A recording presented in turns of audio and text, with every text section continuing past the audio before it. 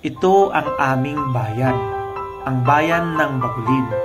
Nasa gitna ito ng bayan ng San Gabriel, Nagilian, Burgos at siyudad ng San Fernando. Ito ay kabilang sa underdevelopment na municipality. At almost 70% na mamamayan dito ay nabibilang sa tribo ng mga Igorot at ang mga iba naman ay Ilocano.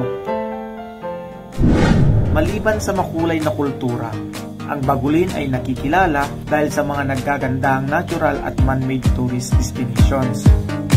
Nangunguna na dyan ang Kudal People's Park,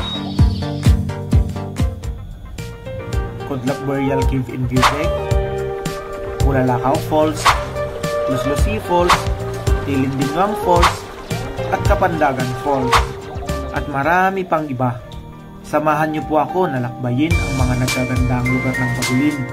Bawat pitik ng aking kamera at lipad ng aking drone, taas na upo po na ipapakita sa buong mundo ang ganda nito.